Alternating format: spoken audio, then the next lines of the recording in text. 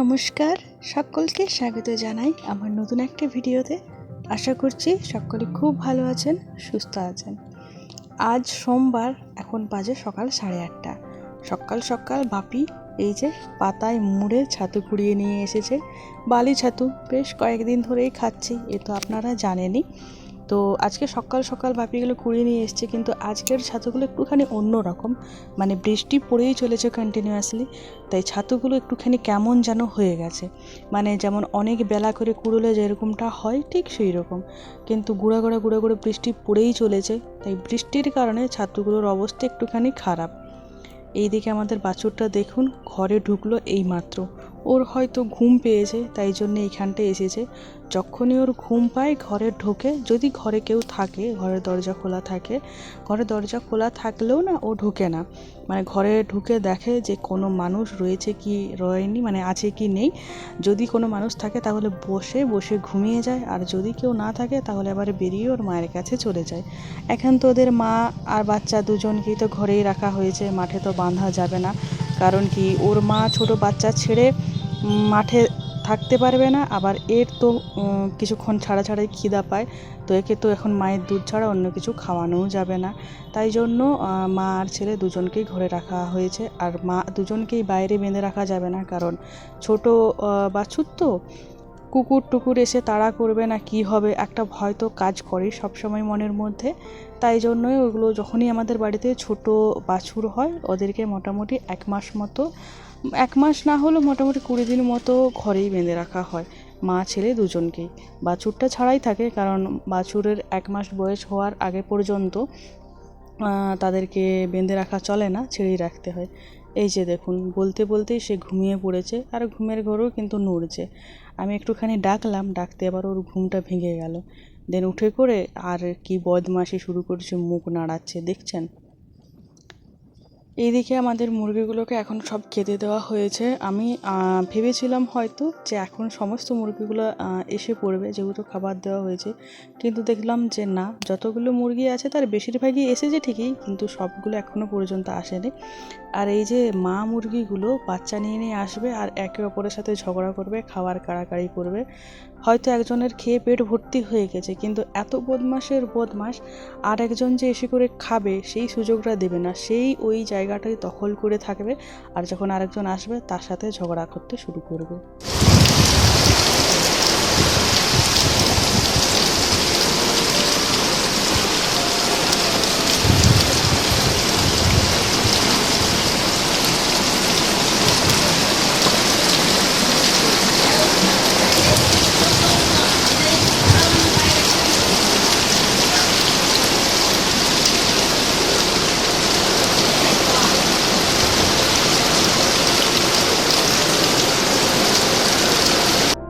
ব্যাস, এতক্ষণে বৃষ্টিটা বেশ জোরে জোরে পড়তে আরম্ভ করেছে। গতকালকে থেকে বৃষ্টি সেরকমভাবে থামেনি, মানে গুঁড়ো গুঁড়ো গুঁড়ো গুঁড়ো কখন একটুখানি হালকা পড়ছিল বৃষ্টি, কিন্তু এখন বৃষ্টির মানে স্পিডটা বেড়ে গেছে, বৃষ্টিটা বেশ ভালোই পড়ছে এখন। আর এই যে চারিদিকে যেন একাকার অবস্থা হয়ে আছে বৃষ্টির জন্য, কাদা, আরে ভালো লাগছে না। যদিও আমাদের বাড়িতে সেরকম একটা কাদা টাদা নেই। এই যে মাটিটা দেখছেন, এইখানটায় আপনি সুন্দর হেঁটে চলে বেড়াতে পারবেন, এখানে কোনোরকম কোনো কাদা টাদা কিন্তু পায়ে লাগবে না। কিন্তু এই বালিগুলো পায়ের মধ্যে ঢুকে গেলেই কিন্তু হাজা হবে, আর হাজার যে কী যন্ত্রণা সে যাদের হয় তারাই জানে। রাত্রেবেলা না পারবে ঘুমোতে শান্তি করে, আর না পারবে কিচ্ছু করতে।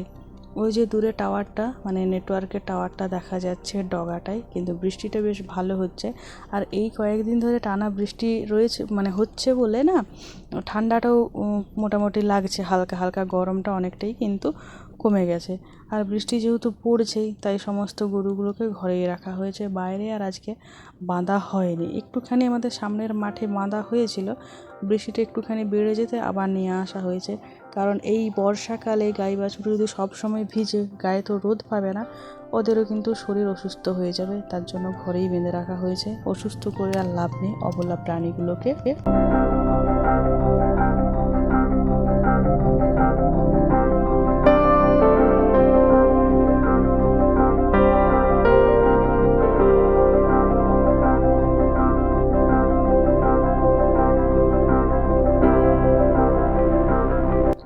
আগে মানে অনেক আগের কথা বলছি, যখন ছোটোবেলা তখনকার এইরকম বৃষ্টি হতো। আর আমাদের ঘরের দু সাইডে দুটো মাঠ আছে। পেছনের দিকের মাঠটা একটুখানি ছোট, কিন্তু সামনের দিকের মাঠটা অনেক বড়। আর এই সামনের দিকের মাঠ আর পেছনের দিকের মাঠ, দুদিকের মাঠেই এক হাঁটু পর্যন্ত জল দাঁড়িয়ে যেত। আর রাত হলে সে কি ব্যাঙ ডাকতো, ব্যাঙ ডাকার আওয়াজে রাত্রেবেলা ঘুম হতো না। তখন এত বাড়ি টাড়ি থাকেনি, তখন মোটামুটি জায়গাগুলো ফাঁকা ফাঁকাই ছিল। তো রাত্র হলেই প্রচুর ব্যাঙ ডাকতো, গঁ গাঁ। আর সেই ব্যাঙ ডাকার শব্দে আমরা ঘুমোতে পারতাম না। আর ওই যে জলটা দাঁড়াতো না, ওই জলটাই আমরা খেলতাম। মানে টুকটাক বাসন কুসনও ধোয়া হতো। আবার আমরা না মাঝে মধ্যে বদমাশি করার জন্য স্নান করতে নেমে যেতাম। মানে একদম পুকুরের মতো এক হাঁটুর উপরে জল থাকতো। তখন আমরা ছোটো তো, তখন মোটামুটি আমাদের এক কোমর জল হয়ে যেত। মাঠেই এত জল দাঁড়াতো। আর আমাদের বাড়ির পেছনের দিকে করে, মানে মাঠের শেষের দিকে করেই মানে জমি আছে, অনন্ত পরিমাণে জমি, যতদূর চোখ যাবে শুধু চাষের জমি দেখতে পাবেন। তো সেই জমিগুলোর থেকে জল নামার যে আওয়াজ হতো, সেই আওয়াজেও রাত্রেবেলা ঘুম আসতো না। এখন সেই সবই অতীত রাস্তা দিকে। তবে আজকের বৃষ্টিটা একটুও থামেনি। সেই যে বৃষ্টি শুরু হয়েছিল তখন থেকে বৃষ্টি পড়েই চলেছিল। রাত্রেবেলা গেলে তাহলে অ্যাক্সিডেন্ট হবে না? না, বুঝতে পারবে যে এখানে রাস্তা শেষ।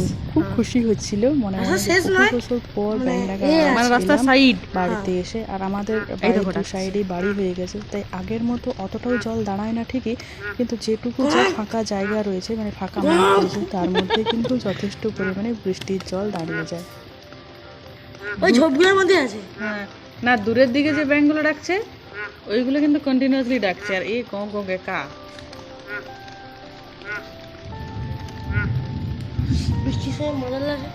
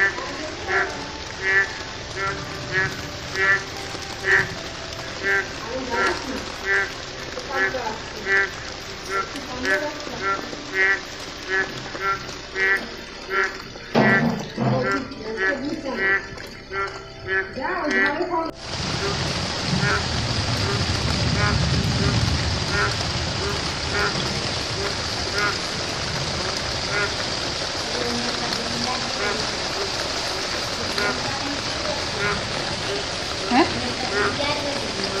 না কিছু হবে না।